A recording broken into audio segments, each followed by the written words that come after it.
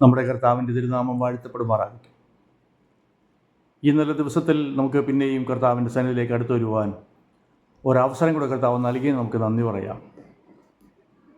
നമ്മുടെ കർത്താവ് ഏറ്റവും ഉന്നതനാണെങ്കിലും ഭൂമിയിൽ വസിക്കുന്ന മനുഷ്യരെക്കുറിച്ച് വളരെ കരുതലുള്ളവനാണ്. നമുക്ക് നമ്മുടെ കുടുംബത്തെക്കുറിച്ചും നമ്മുടെ കുഞ്ഞുങ്ങളെക്കുറിച്ചും ചിന്തകളുള്ളതുപോലെ ദൈവത്തിന് ലോകം ആകമാനമുള്ള സകല തൻ്റെ മക്കളെക്കുറിച്ചും വിചാരങ്ങളും ചിന്തകളുമുണ്ട്. എന്നാൽ നാം നമ്മുടെ മക്കൾക്ക് ഏറ്റവും നല്ല കാര്യങ്ങൾ ചെയ്യുവാൻ ആഗ്രഹിക്കുന്നത് പോലെ നമ്മുടെ സ്വർഗസ്ഥനായ പിതാവും നമുക്ക് നല്ല കാര്യങ്ങൾ ചെയ്യുവാൻ ആത്മാർത്ഥമായി ആഗ്രഹിക്കുന്നുണ്ട്. യെശയ്യാപ്രവചനം 55-ാം അധ്യായത്തിൻ്റെ 8-ാമത്തെ വാക്യത്തിൽ നാം ഇങ്ങനെയാണ് വായിക്കുന്നത്: എൻ്റെ വിചാരങ്ങൾ നിങ്ങളുടെ വിചാരങ്ങളല്ല, എൻ്റെ വഴികൾ നിങ്ങളുടെ വഴികളുമല്ല എന്ന് യഹോവ അരുളിച്ചെയ്യുന്നു. ചുരുക്കത്തിൽ നമുക്ക് വിചാരങ്ങളുള്ളതുപോലെ ദൈവത്തിന് വിചാരങ്ങളുണ്ട് എന്നർത്ഥം. എന്നാൽ ആ വിചാരങ്ങളിൽ വ്യത്യാസമുണ്ട്. മനുഷ്യരായ നമുക്ക് പലതിനും പരിമിതികളുള്ളപ്പോൾ ദൈവത്തിന് ഒന്നിനും ഒരു പരിധിയുമില്ല, ഒരു പരിമിതിയുമില്ല. ദൈവം എന്ത് പറയുന്നോ, എന്ത് കൽപ്പിക്കുന്നോ അതുപോലെ സംഭവിക്കും. അത് ആർക്ക് വേണ്ടിയാണെന്ന് ഓർക്കണം. ദൈവത്തിൻ്റെ മക്കളായ നമുക്ക് വേണ്ടിയാണ്. നാം ദൈവത്തെ സ്നേഹിക്കുന്നത് കൊണ്ട് ദൈവം നമ്മെ സ്നേഹിക്കുന്നു. നമുക്ക് വേണ്ടി ഏറ്റവും വലിയ കാര്യങ്ങൾ ചെയ്യുവാൻ കർത്താവ് ആഗ്രഹിക്കുന്നു. ആ കർത്താവ് ചെയ്യുവാൻ ആഗ്രഹിക്കുന്നതിൻ്റെ വ്യാപ്തി ഒന്ന് മനസ്സിലാക്കണമെങ്കിൽ ആകാശം ഭൂമിക്ക് മീതെ ഉയർന്നിരിക്കുന്നത് പോലെ എൻ്റെ വഴികൾ നിങ്ങളുടെ വഴികളിലും എൻ്റെ വിചാരങ്ങൾ നിങ്ങളുടെ വിചാരങ്ങളിലും ഉയർന്നിരിക്കുന്നു. സ്തോത്രം! എത്ര അപ്രമേയമാണ് ദൈവത്തിൻ്റെ ചിന്തകൾ.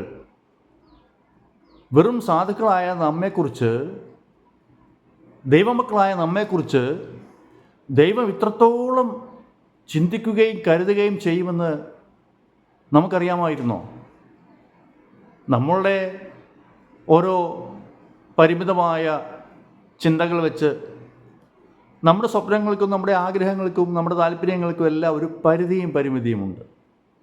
എന്നാൽ ദൈവം പറയുന്നത്, എൻ്റെ മക്കളായ നിങ്ങൾക്ക് വേണ്ടി ഞാൻ കരുതുന്നത് എന്താണെന്ന് നിങ്ങൾക്കറിയാമോ? എൻ്റെ വഴികൾ നിങ്ങളുടെ വഴികളിലും എൻ്റെ വിചാരങ്ങൾ നിങ്ങളുടെ വിചാരങ്ങളിലും ഉയർന്നിരിക്കുന്നു. അതെ, അതിനേക്കാൾ നമ്മുടെ ചിന്തകളേക്കാൾ വിചാരങ്ങളേക്കാൾ ഏറ്റവും ഉന്നതമായ നിലയിലാണ് കർത്താവ് ചിന്തിക്കുന്നത്. അത് എപ്രകാരമാണെന്ന് അടുത്ത വചനത്തിൽ ഇങ്ങനെ നമ്മൾ വായിക്കുന്നു: ആകാശം ഭൂമിക്ക് മീതെ ഉയർന്നിരിക്കുന്നത് പോലെ. എന്ന് പറഞ്ഞാൽ ഭൂമിയിൽ നിന്ന് നാം നോക്കുമ്പോൾ ഒരു ആകാശവിധാനം കാണാം. എന്നാൽ ആ ആകാശവിധാനത്തിന് ഒരു അന്തവുമില്ല, അന്ത്യവുമില്ല എന്ന് നമുക്കറിയാം. അങ്ങനെ എന്തെങ്കിലും ഒരു കാര്യം മുകളിലുണ്ടായിരുന്നുവെങ്കിൽ നാം ഇവിടുന്ന് അന്തരീക്ഷത്തിലേക്ക് അയക്കുന്ന റോക്കറ്റുകളും മറ്റുള്ള ഉപഗ്രഹങ്ങളുമൊക്കെ മുകളിൽ തട്ടി താഴെ വീഴണമായിരുന്നു. എന്നാൽ അവയൊന്നും അങ്ങനെ തട്ടി താഴെ വീഴുന്നില്ല. എന്ന് പറഞ്ഞാൽ ആകാശത്തിൻ്റെ പരിധി എന്ന് പറയുന്നത് തുറന്നു കിടക്കുകയാണ്. എത്ര ഉയരത്തിലേക്ക് പോയാലും അതിൻ്റെ അവസാനത്തിലേക്ക് എത്തുന്നില്ല. സ്തോത്രം!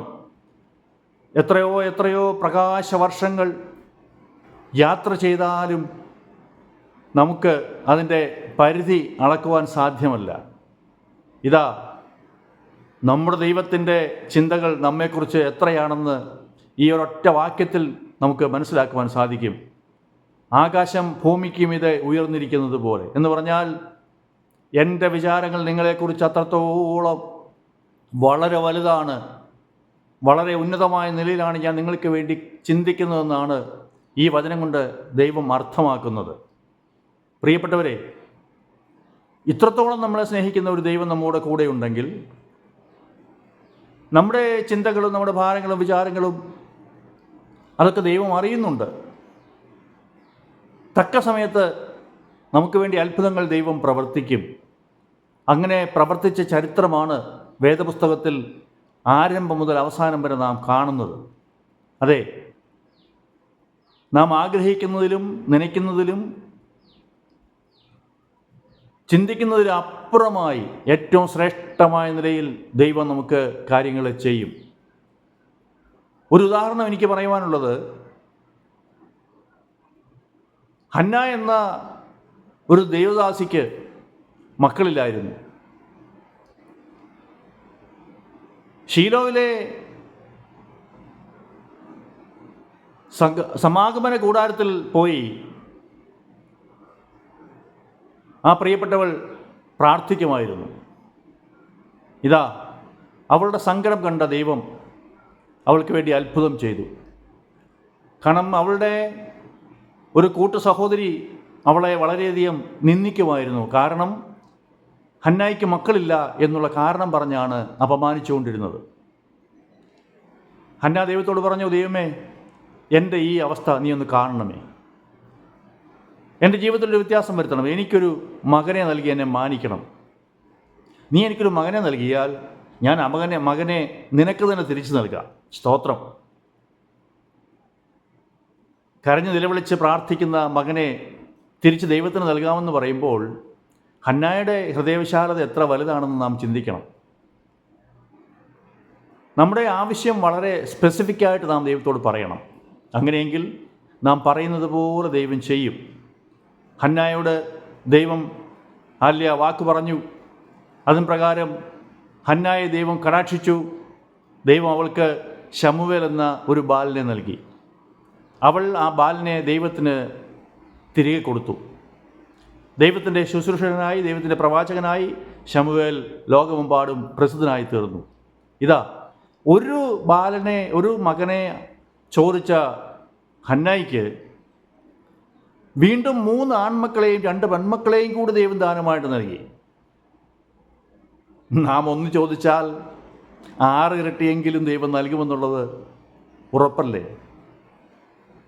ഇതാ, നമ്മുടെ വിചാരങ്ങൾ പരിമിതമായിരിക്കുമ്പോൾ ദൈവത്തിന് നമ്മളെക്കുറിച്ചുള്ള വിചാരങ്ങളും കരുതലുകളും എത്ര ഉന്നതമാണെന്ന് ഈ ഒരു സംഭവത്തിൽ നിന്ന് തന്നെ നമുക്ക് മനസ്സിലാക്കുവാൻ സാധിക്കും. പ്രിയപ്പെട്ടവരെ, നാം ദൈവത്തെ സേവിച്ചാൽ, നാം ദൈവത്തെ സ്നേഹിച്ചാൽ, നമ്മുടെ ഭാരങ്ങളും നമ്മുടെ വേദനകളും നമ്മുടെ ചിന്തകളുമൊക്കെ അറിഞ്ഞ് വേണ്ട വിധത്തിൽ നാം ആഗ്രഹിക്കുന്നതിനേക്കാൾ അപ്പുറമായി നമ്മെ അനുഗ്രഹിക്കുവാനും മാനിക്കുവാനും ദൈവത്തിന് കഴിയും.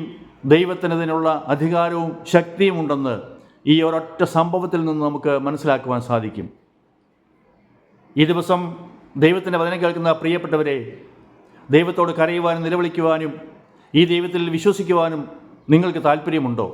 അങ്ങനെയെങ്കിൽ നമുക്ക് വേണ്ടി ഏറ്റവും ഉന്നതമായ നിലയിൽ അത്ഭുതങ്ങളെ പ്രവർത്തിക്കുവാൻ ദൈവം ഇതാ ഇറങ്ങി വരികയാണ്. സ്തോത്രം. പലവിധമായ ഭാരങ്ങളാലും പ്രയാസങ്ങളാലും ഭാരപ്പെടുന്ന പ്രിയപ്പെട്ടവർ ഈ വചനം കേൾക്കുന്നുവെങ്കിൽ നിങ്ങളുടെ ഹൃദയം ഒന്ന് കർത്താവിൽ ആരളിയെ ഉറക്കട്ടെ എന്ന് ഞാൻ പ്രാർത്ഥിക്കുന്നു. സ്തോത്രം. ഇതാ, ഏത് വിഷയമായാലും എത്രയും വേഗത്തിൽ മറുപടി നൽകി നമ്മളെ സഹായിക്കുവാൻ നമ്മുടെ കർത്താവ് വിശ്വസ്തനാണ്.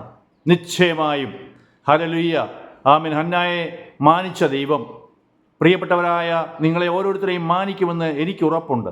അതുകൊണ്ട് പൂർണ്ണമായും ഈ ദൈവവചനം വിശ്വസിക്കുക. കർത്താവ് നിങ്ങൾക്ക് വേണ്ടി അത്ഭുതം പ്രവർത്തിക്കട്ടെ. ഈ വചനങ്ങളാൽ ദൈവം നിങ്ങളെ ധാരാളമായിട്ട് അനുഗ്രഹിക്കുകയും സഹായിക്കുകയും ചെയ്യുവാണെന്ന് പ്രാർത്ഥിക്കുന്നു. കരിസ്മ പ്രയർ മിനിസ്ട്രി നിങ്ങൾക്ക് വേണ്ടി പ്രാർത്ഥിക്കുന്നുണ്ട്. തുടർന്ന് ഞങ്ങൾ പ്രാർത്ഥിച്ചുകൊണ്ടിരിക്കും. ദൈവം നിങ്ങളെ ഓരോരുത്തരെയും അനുഗ്രഹിക്കട്ടെ. God bless you. Thank you.